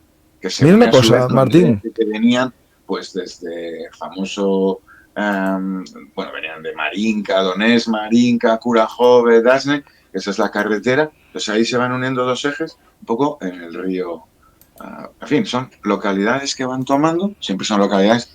Y yo, además en esto, no es porque lo diga yo, tenemos una ventaja en esta época en la que cualquiera puede entrar en Google Maps, acercarse. Hoy lograron superar el río. Entonces, claro. No, porque van un poco a los dos lados del río, van avanzando un poco de pueblo en pueblo, y son pueblos, bueno, a ver, llamamos pueblos. Y es un riachuelo, no es un río tampoco. Claro, a ver, que no pensemos que estamos hablando aquí del Rin. Son pequeños. Entonces, ellos van avanzando y yo creo que, lo digo sinceramente, la estrategia de Ucrania en este aspecto es razonable. Mantienen todo lo que pueden, castigan todo lo que pueden los avances, son avances muy lentos. Primero va la infantería con sus motos, cuando consideran ellos que pueden hacer algo, lanzan unos pocos blindados, que normalmente son destruidos. Es un poco este ritmo durante unas semanas, 3 meses, 6 meses. A ver, llevamos en esto pues prácticamente desde finales de 2024. Es verdad que esta zona, lo digo para que seamos justos, toda esta zona de Velika Novosibirsk es probablemente en proporción al conjunto del frente donde más ha avanzado Rusia por decirlo así, en el último año, aunque los avances sean, digamos, desde invierno hacia acá. Es el frente sur, yo creo que aquí había un problema, yo hacía tiempo me traté de explicarlo, entre la gran separación administrativa de dos zonas militares. Entonces, había una zona, un vacío, ¿no? De sombra entre los mandos de una parte del frente y de otro. Y aprovechando esa, digamos, discusión burocrática o zona gris entre las dos grandes zonas operativas ucranianas, los rusos se han aprovechado y han metido una cuña. ¿Y dónde vas a avanzar? Porque ninguna de esas dos grandes zonas, digamos, militares, el este y el sur, quería aportar tropas, porque cada una de ellas las necesita para sus zonas. Entonces, esa falta de tropas ucranianas en esta zona, que no tenían asignados ni uno ni otro, hizo que los rusos pudieran entrar más favorablemente. A ver, con su ritmo lento y tal.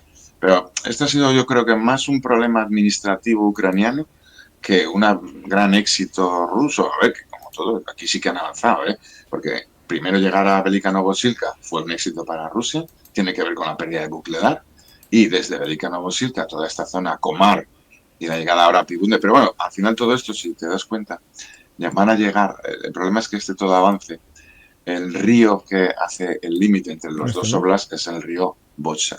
El Volcha es un río que hace una curva.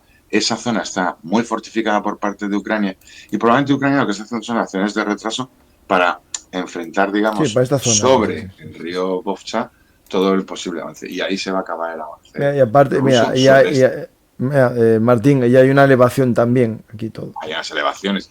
Hay que entender siempre, siempre la geografía. Aunque nosotros miramos los mapas y parecen folios, no, la geografía lo condiciona todo. Lo físico condiciona todo. No sabemos hasta qué nivel, hasta que nos ponemos a mirar la geografía, porque lo vemos aquí todo muy claro. Fíjate, Martín, fíjate casi la colina divisoria, ¿no? Que es un poco lo que marca las aguas, ¿no? Claro. Se expande hasta Udachny y Yakutin. Casi el tren va por la línea superior del terraplén. Eso estás dándote una clave para que la gente pueda entender bien estas cosas. El ferrocarril, lo pasa en todos los países, siempre busca la zona más suave. Entonces, cuando vemos que el ferrocarril hace curvas, es porque está evitando una altura, por ejemplo. Sí, claro. Entonces, él busca siempre la zona más plana. Eso pasa en todos los ferrocarriles, porque es una cuestión de ingeniería. Entonces, los ferrocarriles nos dan, o las líneas de ferrocarril nos dan muchas pistas de la realidad física. Los ríos son importantísimos, porque todos entendemos que los ríos son parte baja, pero no siempre, y esto es muy interesante, no siempre las dos orillas del río son igual de altura. Entonces, una orilla, normalmente la curva, en el sentido de digamos, del curso del agua, es más alta que la otra, por un problema de erosión. Entonces, dominar una u otra orilla te da ciertas ventajas militares desde el punto de vista militar. Hay varios elementos que siempre debemos conseguir. Y luego hay otra cosa evidente, tenemos que fijarnos en las carreteras. No por la carretera en sí misma, sino porque las carreteras nos indican que esa es la zona más fácil de avance. Las carreteras suelen coincidir con las zonas suaves, sin pendientes, sin zanjas, sin problemas. Digamos, eso todo siempre hay que considerarlo para entender lo que ocurre. En todo caso, yo creo que esta zona, que fue la que más avance ruso se ha producido, digamos, en los últimos 7 meses, era esa zona de solapamiento de dos grandes divisiones militares o administrativo-militares ucranianos. Y yo creo que ahora han creado otra subdivisión, que son el cuerpo de ejército. Aquí han puesto un cuerpo de ejército en esta zona, que yo creo que ahora sí que va a enfrentar esto como unidad de conjunto ucraniana. Ya no es un elemento solapado entre dos grandes divisiones administrativas. Eso debería haberlo resuelto el alto mando ucraniano hace mucho tiempo. Y yo creo que gran parte del avance es una interpretación mía, pero bueno, es que hay bastantes datos que lo alegan, incluso literatura militar ucraniana criticando estas cosas. No, pero es que esto pasa a nivel casi de brigadas, entre dos brigadas, el hueco entre dos brigadas también les pasa. Claro, es que o a nivel de compañía en este caso. Claro, es que, por ejemplo, la zona de Rosdolny, que cayó ya, digamos, en diciembre, enero, ahí había una zona en la que era responsabilidad, digamos, de la parte de que se encarga de la defensa del este de Ucrania. Entonces, no enviaban unidades a defender más allá de Rosdolny porque no era su responsabilidad. Y al mismo tiempo, digamos, el Grupo Operativo Estratégico Sur, que es como se llama así, no enviaba al otro lado porque decía, no, esto lo defiendan esos que están allí. Claro, ninguno de los dos asumía la responsabilidad plena de esta zona y los rusos se colaban entre ellos. Y realmente ha sido, para mí, uno de los mayores, no voy a decir chascos, porque es un problema administrativo que debería haber resuelto el alto mando ucraniano, creando otra entidad o otorgando la responsabilidad a uno de ellos y los refuerzos necesarios, porque no se trata de decir, defiende tú esto, sino defiende tú esto con estos recursos. Pero el resultado, digamos, de esa disputa administrativa no resuelta a tiempo por el alto mando generó toda esta entrada, digamos, de Velika Novosilka y todo este recorrido Novi-Komar, Komar, Mirne, y digamos, van a terminar ahora en el río Volcha, cuando podían haberlo resuelto hace unos meses. Y nos vamos un poco más al sur, ¿no? A una zona que se hablaba mucho y era la zona de una posible ofensiva de verano, ¿no? Que es la zona de Zaporilla, en la que sí que hubo ciertos ataques rusos, ¿no? Sí, ya hace un mes, lo digo porque desde a finales de junio se estaban publicando en Telegram, o sea, en medios rusos, digamos, movimientos no habituales. Hay que decir que toda esta zona, pues desde Kamiansk, Vasilivka, prácticamente, bueno, lo que, por decirlo de una manera, el escenario de la ofensiva ucraniana de 2023, por simplificarlo, para recordarlo un poco. Prácticamente desde finales de septiembre-octubre de 2023 hasta el comienzo de este verano, había sido una zona muy tranquila. Bueno, a ver, los ucranianos habían retirado sus principales unidades, los rusos mantenían la suya, pero estaban reponiéndose, ¿no? Había sido una zona que seguía habiendo combates, pero a un nivel, digamos, mucho más bajo. Y es verdad que hace mes y medio, empezaron a aparecer, digamos, datos hasta cierto punto fraccionarios. Por ejemplo, algunos de ellos eran movimientos de tropas en retaguardia, varios ataques contra trenes de suministros rusos, había varios ataques incluso de aviación y bombardeos ucranianos sobre la retaguardia rusa. Esos son datos indicativos de que los ucranianos están viendo algo en la retaguardia rusa, movimientos. Claro, los movimientos en la retaguardia anticipan movimientos en la vanguardia. Hace aproximadamente un mes empezamos a ver ciertos ataques a través de vídeos ucranianos y rusos, digamos, en la zona de contacto. Y eso al final se ha materializado en el cruce, en Kamiansk, que está, digamos, en el borde de lo que antes era la gran embalse del río Dnipro. En Kamiansk los rusos cruzaron el río. Es el río que desemboca en Kamiansk. Hay que pensar que es la línea, digamos, de divisoria entre los dos ejércitos prácticamente desde 2022. Eso prácticamente no se había movido. Es verdad que los ucranianos habían intentado en verano del 23 avanzar por Lovkove, todos los pueblos rodeando, para cortar esa zona y llegar a Vasilivka, pero no lo consiguió. Entonces, digamos... Esta de Piatitavki en la ofensiva había combates aquí, me acuerdo yo en esto. Claro, había combates. Es decir, los ucranianos, lógicamente, intentaron abrir esa zona porque era el flanco del avance en Robotyne, tiene toda la lógica. Y los rusos yo creo que están haciendo lo mismo, pero a la inversa. Están entrando en Kamiansk, que han asegurado el cruce digamos, a la ribera norte, han asegurado toda esa zona, digamos, ha habido unos ciertos avances rusos, son innegables porque son hechos. De hecho, se han ido produciendo a lo largo de este mes, justo cuando estábamos todos hablando de Sumy. Porque yo veía estas cosas, incluso llegué a pensar que toda la historia de Sumy era una manera de cubrir lo que estaba ocurriendo aquí. Pasa que como van tan lentos, al final dices, pues yo creo que ni siquiera. Yo creo que el objetivo, hay que tener en cuenta que para los rusos esta operación sí tiene una rentabilidad propagandística, claro. Hay que pensar que Kamiansk está a 40 kilómetros de Zaporilla. Zaporilla es la capital de Zaporilla, que es el oblast del sur. Entonces, claro, si tú avanzas a 40 kilómetros, sabemos que no van a llegar, esto para que quede claro. No llegaría ni en 3 años. Pero el efecto propagandístico de estar avanzando del kilómetro 40 al kilómetro 39 al kilómetro 38, esto es innegable.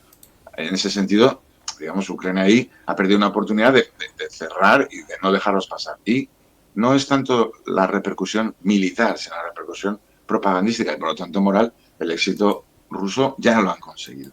A mí me preocupa más, si digo la verdad, precisamente la zona de Orihov, que lo pone en ruso Orihiv en ucraniano, que es la zona de Malatokmakska, que es las localidades desde las que partió la ofensiva ucraniana del verano del 2023.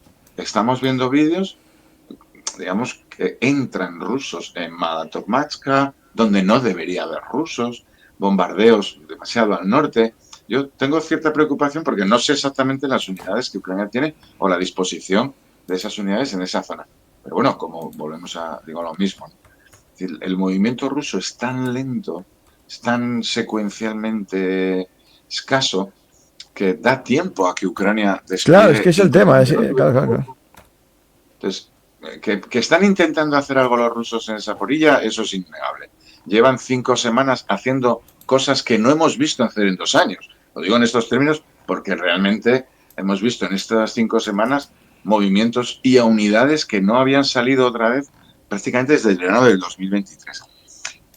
Yo tengo serias dudas de que puedan hacer algo, sin perjuicio de que, claro, como todo, depende del coste que pretendan asumir. Si están dispuestos a dejarse 2 brigadas mecanizadas para tomar Orihov, pues las tomarán. Pero vamos, habrán hecho un ridículo espantoso. Pero yo tengo más la sospecha, esto es pura especulación mía, de que aunque han empezado por Kamiansk, su verdadero objetivo, porque es el único al que pueden aspirar, digamos, realmente, carecen de capacidad de avanzar hacia Zaporilla, con lo cual van a ir a lo que pueden. ¿Y qué pueden? Pues quedarse con ocupar Malatokmakska, intentar ocupar Orihov, si lo pueden. No creo que haya mucho más detrás de todo esto, ¿eh? Pero bueno, al final eso es relevante. porque vuelven a abrir los rusos un frente que más o menos estaba controlado, estaba estabilizado, estaba un poco... Mira, por ejemplo, hoy, mientras comíamos, estábamos ahí hablando de esta zona, ¿no? Y es verdad que ya habían cruzado en la zona de Kamiansk a esta zona de desembocadura más veces. Y hablabais del cruce del río, pero claro, yo cuando hablaba de esto me refería que el hecho de que lleguen a la mitad, a esta zona mitad del valle, podemos decir, ¿no? Lo voy a mostrar aquí porque se ve muy bien en la topografía, ¿no? Sí, sí.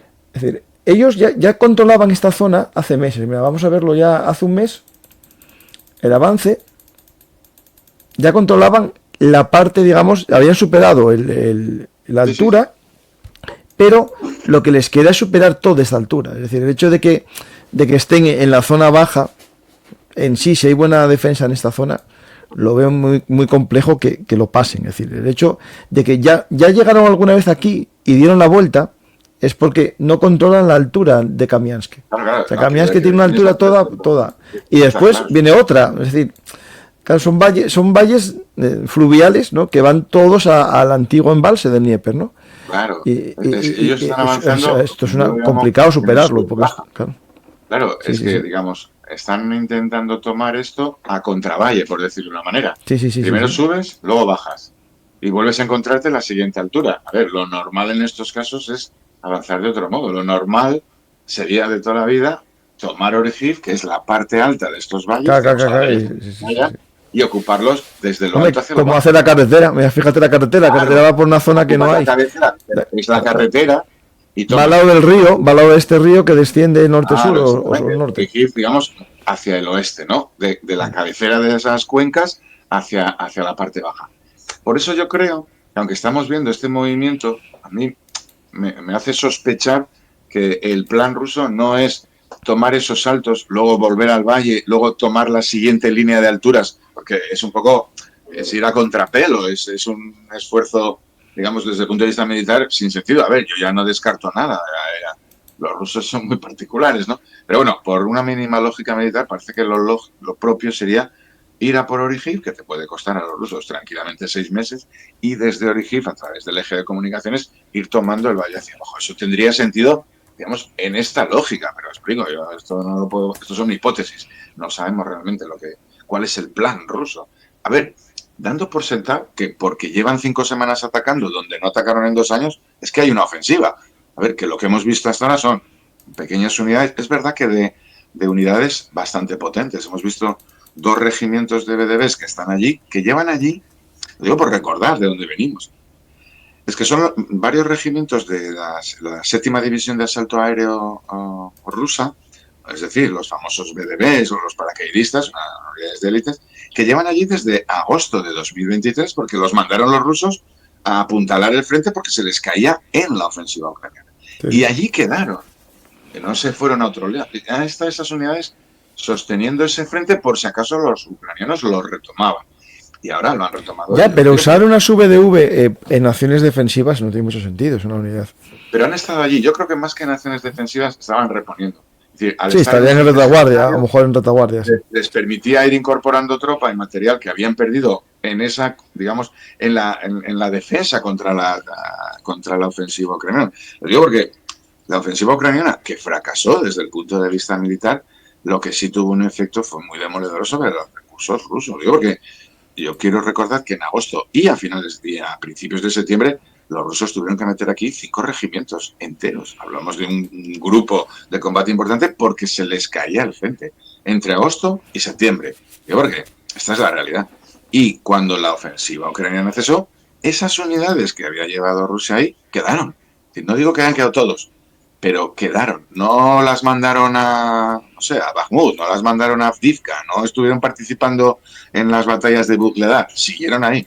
Por algo será. Los rusos saben que esa parte, que es la entrada natural a Crimea, y esta es la clave, es la dirección más corta a Crimea, para Ucrania es importante y para Rusia también. Es verdad que aquellas unidades sufrieron importantes pérdidas y yo creo que han utilizado este tiempo en reponerse. Al ritmo de llegada de material o de personal se han repuesto. Y ahora que las tienen más o menos repuesto, han decidido utilizarlas. No sabemos si realmente es una ofensiva con un interés profundo o es simplemente un gesto de buscar, digamos, la creación de un punto de referencia propagandístico o distraer fuerzas ucranianas o simplemente crear tensión. Pues más o menos tenemos todo el mapa, ¿no? Visto ya, porque... Sí, sí. Luego la zona de Gerson es que ha quedado un poco abandonada, ¿no? Pero bueno, ahí hay mira, hoy, combates, como hablamos hoy con Lino, claro, de drones por cada isla, ¿no? Porque ahí cada isla tiene que estar vigilada, la van yendo patrullas cada poco, vienen nosotros a ver si pueden quitarte. Y hoy hablamos, ¿no? Del tema del puente, claro. que ese puente, el Él planteaba una puente... cosa y yo estoy Sigue, totalmente de sigue. acuerdo con él. Es decir, el camino más corto y menos defendido por Rusia a Crimea es realmente Gerson. Digamos, si Ucrania fuera capaz de trasladar una fuerza suficientemente poderosa, digamos, a la orilla izquierda del río Dnipro, cruzar el río, realmente plantearía un problema a Rusia muy gordo, porque podría dirigirse a Crimea en una zona que además está muy poco defendida, precisamente porque es la defensa natural del río en donde confía Rusia. Claro, eso a su vez tiene un problema grave para Ucrania. Es decir, para plantearse esa operación tiene que tener una capacidad logística para montar no un puente, sino varios puentes y Sí, a porque... medida que la aviación rusa pudiera destruirlo, reemplazarlos. Es decir, pero Lino plantea una cosa y yo estoy de acuerdo con él. Si Ucrania tuviera la capacidad de montar y reponer varios cruces a través del río Dnipro, esa zona del río Gerson, claro, es una opción militar, desde el punto de vista militar, muy interesante para Ucrania. Pero la cuestión es, ¿tiene Ucrania la capacidad de montar, por decir de una manera, 4 pasos a lo largo del río Dnipro y si la aviación rusa te los bombardea, reponerlos para que tus tropas, que no van a ser 100 soldados, estamos hablando de una operación tienes que hacer una de varias cúpula antiaérea, tienes que mandar ahí varias baterías Patriot, sistemas, no, tienes que hacer una claro, cúpula tienes que perfecta. defenderlos de los ataques aéreos, de los helicópteros, es decir, es una operación de una escala que no hemos visto hasta ahora. Pero es verdad que si lo miras, si lo piensas, es una operación ganadora siempre que se reúnan condiciones. La primera, la sombrilla antiaérea, eso está claro. Lo segundo, la capacidad logística, eso te lo dan los puentes. ¿Y sabes lo que haría Rusia en ese momento? Cuando vea esta misión, bombardearía todo Kiev para que Ucrania saque sus baterías antiaéreas de la zona para defender a la población civil. Claro. Sí, lo que siempre hablamos es que la guerra no es hago yo un plan maravilloso y tiene que funcionar. Bueno, es que tú puedes tener un plan maravilloso, te puede salir bien, pero el otro va a actuar porque el otro es malo, pero no es tonto, ¿entendamos? Entonces, en ese sentido, lo acabas de decir tú. Si Ucrania fuera capaz de montar una sombrilla antiaérea aquí, como condición previa para cualquier operación ofensiva, ya se encargarían los rusos de bombardear ciudades para que esa sombrilla Patriot, tus propios ciudadanos, te la pidan protegiendo sus casas, no la orilla de Gerson ni los puentes sobre el río. Esto funciona así, pero a veces queremos pensar en soluciones mágicas. Pero funciona así, es que hay que decir estas cosas, si no, no se entiende. En el mapa todo es fácil. Pintar flechas es lo más fácil del mundo, pero las realidades siempre son mucho más complejas. Esta es la clave. Pues Martín, si quieres finalizamos esta parte porque de ataques en la retaguardia me suena haber algún ataque a industrias tecnológicas rusas, sí que hubo alguno. Es un tema de bombardeos, claro, ha habido ataques, sí lo sé, porque se va sobre fábricas. Es verdad que yo creo que la diferencia fundamental para mí tiene que ver con la concepción de los países, con la concepción de los ciudadanos. Los ataques ucranianos son dirigidos hacia objetivos estratégicos, bien militares, bien industriales. Los ataques rusos tienen un sentido de aterrorizar a la población civil. Lo digo porque no es porque a mí me caiga bien o me caiga mal, es que solo hace falta ver lo que bombardean unos y otros, es que es tan sencillo como eso. Entonces, como ya llevamos 3 años y medio, comprendo que a algún prorruso pues esto le parezca muy mal, pero es que es una evidencia que ningún prorruso ya puede negar. De hecho, ahora ya, si te das cuenta, los bombardeos rusos, estos bombardeos con 500, 700 drones, ya no se esfuerzan en explicarnos que allí había una concentración de soldados o que había... Un búnker de la OTAN a 500 ya metros. Les da igual, ahora ya simplemente celebran que ardan casas, bombardean un coche de bomberos y lo celebran igual, como si hubieran destruido un HIMARS. Quiero decir, el nivel, digamos, de inmoralidad en esa parte infecta, digamos, de la hinchada rusa es tremendo, ¿no? Bueno, al final, fíjate, yo eso creo que les puede dar una satisfacción ver arder un coche de bomberos. Bueno, no sé qué satisfacción, pero algo les debe dar porque lo aplauden. Pero así no se ganan las guerras. Es decir, las guerras no las ganas matando civiles o quemando coches de bomberos o, como hemos visto esta semana, tirando granadas sobre un camión que estaba recogiendo sandías en un campo. Es decir, Porque si haces Bueno, eso... ese vídeo, hubo un vídeo reciente ahora, de niños estaban ahí ayudando a su familia a recoger sandías y tuvieron que resguardarse porque iban contra ellos. Pues, Sí, sí. eso demuestra que tú estás haciendo no la guerra, sino que estás intentando matar a gente, a lo bruto, ¿no? Entonces, cuando alguien busca los objetivos militares, causa daño en la estructura militar. Si tú estás matando civiles que recogen sandías, puedes causar terror en los civiles. Incluso puedes conseguir que nadie recoja sandías. Pero eso no tiene efectos en la estructura militar ucraniana. Luego, a largo plazo, todo eso que estás haciendo, como bombardear un hospital. Esta semana se cumplía un año del bombardeo del centro oncológico que bombardearon con misiles Kinzhal. Eso es doloroso para las personas. Puede ser hasta costoso desde el punto de vista de la reconstrucción de Ucrania, pero es pernicioso para el efecto, digamos, para la estructura militar rusa y no para la ucraniana. Ellos gastan misiles en destruir hoteles. Luego, los soldados ucranianos no han sido dañados. Están destruyendo hospitales, pero no unidades militares. Bueno, pero es una manera de... La guerra, Rusia no la hace como una guerra desde el punto de vista estrictamente militar. Tiene un componente... Hay ese componente, no, incluso nacionalista, porque ellos consideran que es un castigo a unos rebeldes. Exactamente. Consideran que pueden castigar a los civiles por sus no éxitos militares. Es tremendo. No, y porque esos son rebeldes a la amable Rusia. Es decir, que es un tema de ese tema. No es un tema de que vamos a una guerra contra alguien que no. No, esto es nuestro y estos, bueno, se están comportando mal, son niños malos, ya está. Es decir. Sí.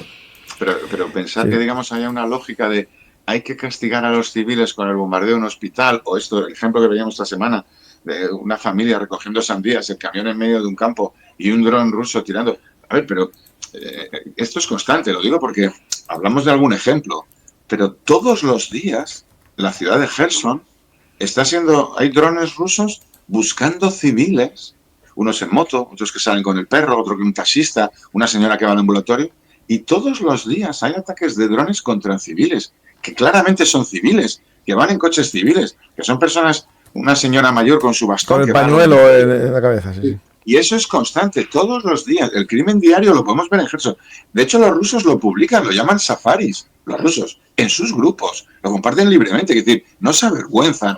Entonces, claro, cuando ves un ejército que se dedica a matar civiles impunemente, y ni siquiera incluso a matar, a veces a tirar una granada para dejarlos heridos, 2 chavales que iban en una bici, una señora que venía de la compra, una anciana que va en un taxi al ambulatorio, un señor que está regando su jardín, una familia recogiendo sandías. Al final lo que observas es un ejército que emplea recursos en matar civiles y que luego se pasa 14 meses para avanzar 3 pueblos en 6 kilómetros. Es que hay una relación entre los dos comportamientos. Es la frustración. Claro. Como no avanzan, se dedican a castigar. Y como castigan, no dedican los recursos, estos son los vídeos, no dedican los recursos militares a obtener logros militares, sino a castigar a civiles. Es que es una pescadilla que se muerde la cola. Eso es una vergüenza. Es decir, esto es un crimen de guerra. Bueno, para empezar, no es que sea una vergüenza, es un crimen de guerra. Entonces, que tengan que se dediquen a bombardear una familia que está recogiendo sandías, que se ve perfectamente desde el dron, que están recogiendo sandías en la retaguardia y que les intenten quemar el camión y matar a la familia. ¿Qué explicación tiene esto? El sadismo, la búsqueda del castigo. Pero bueno, esto lo vemos a un nivel. Pero cuando bombardean con misiles Kinzhal, que valen millones de dólares, un hospital, ¿qué persiguen? Lo mismo. Y esa es una orden que viene muy de arriba. Es decir, es una estructura mental y de poder la que promociona ese tipo de actos que son crímenes de guerra. Pero es que como es el crimen de guerra diario, ya nada nos va a sorprender. Mira, hice hace poco un programa con Mark Ginedas sobre Rusia como Estado terrorista, ¿no? El imperio del terror, Rusia contra el mundo.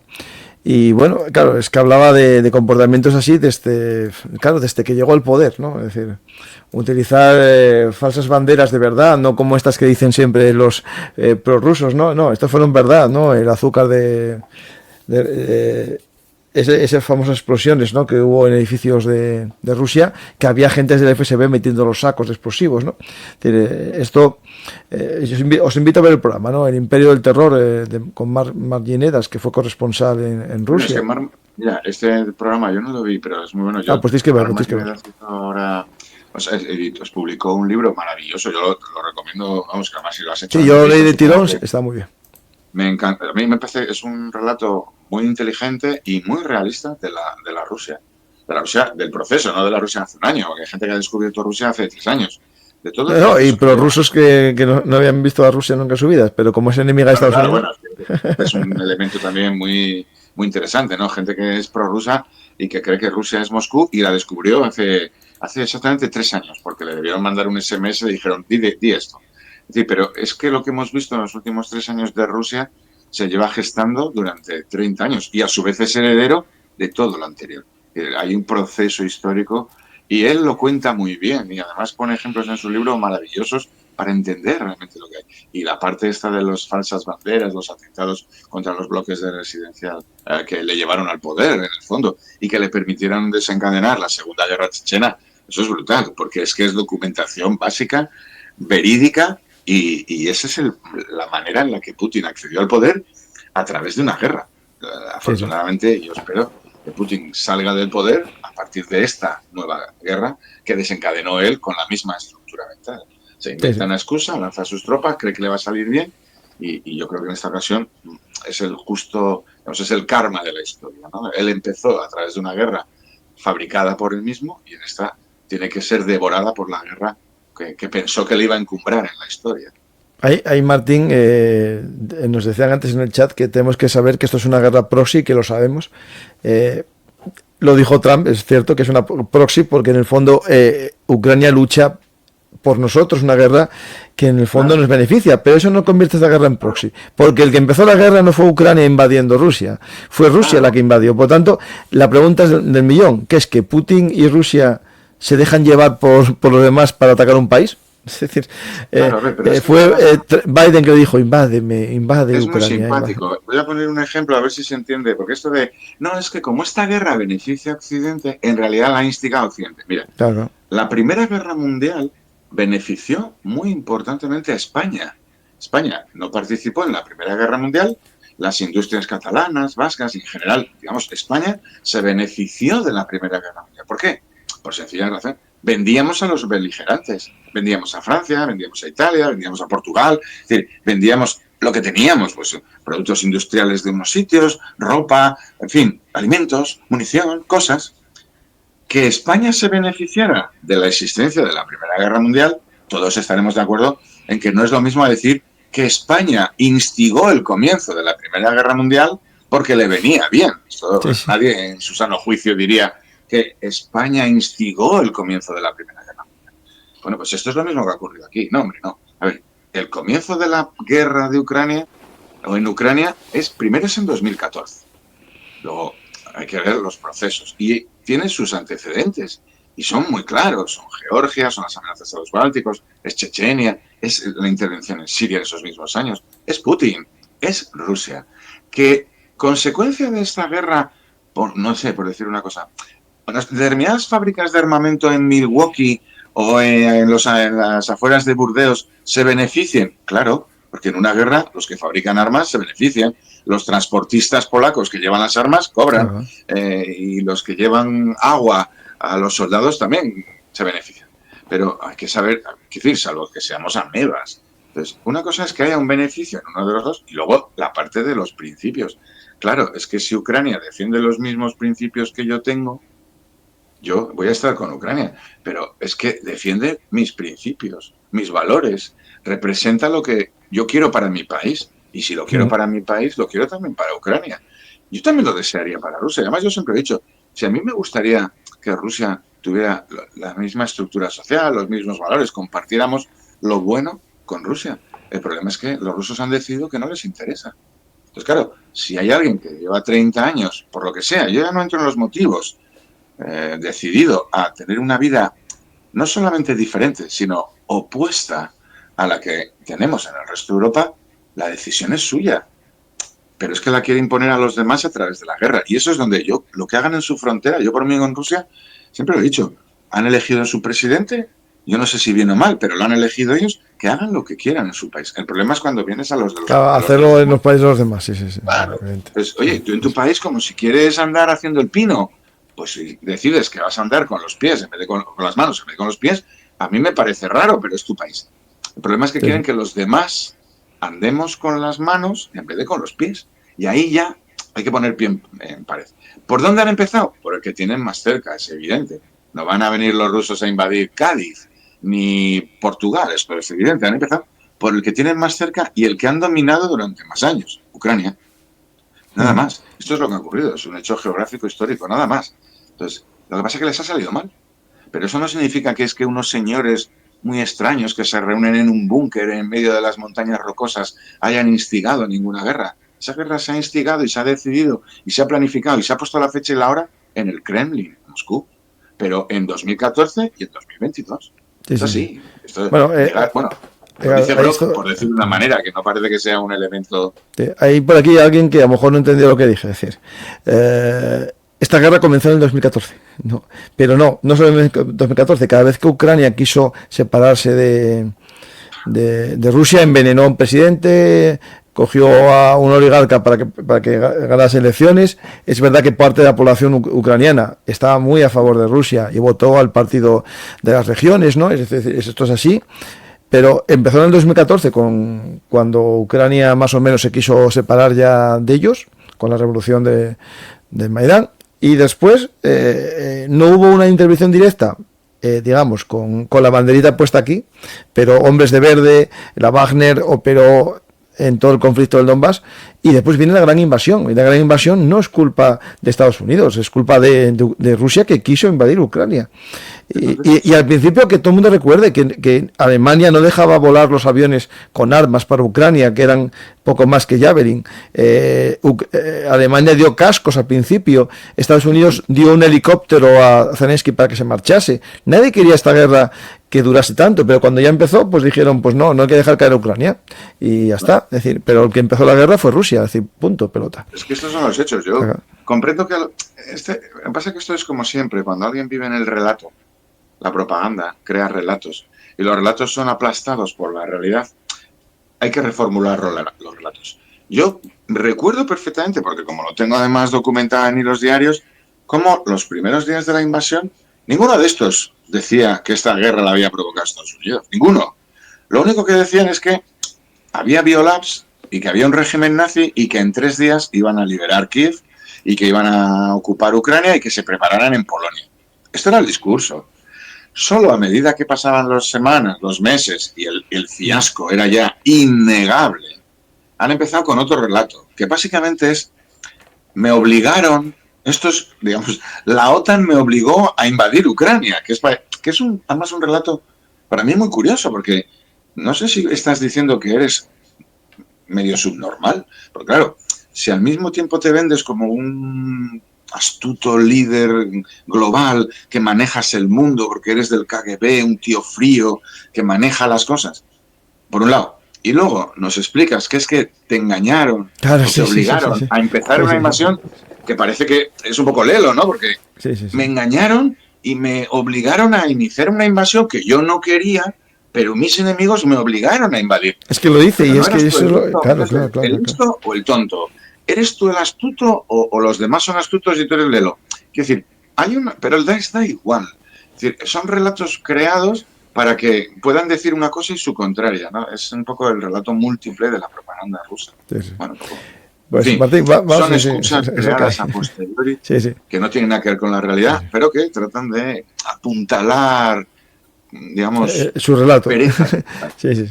Vamos a finalizar esta parte del mapa de frente de batalla y vamos a ver preguntas del público y finalizamos porque se va haciendo tarde. Muchas gracias a los que estáis viendo el mapa de frente de batalla, que es la sección basada en los combates en el programa del canal de historia que se llama Frente de Batalla, que os invito a seguir cada miércoles.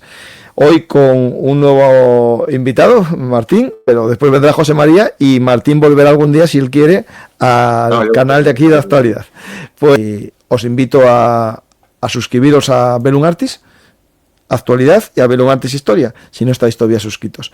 Dar a me gusta, dejar un comentario y compartir. Y también gracias a los mecenas, y si queréis apoyar con un café, aparte de hacerlo aquí con un Super Thanks, podéis hacerlo en estos sistemas de PayPal y Bizum. Gracias a todos y hasta la próxima.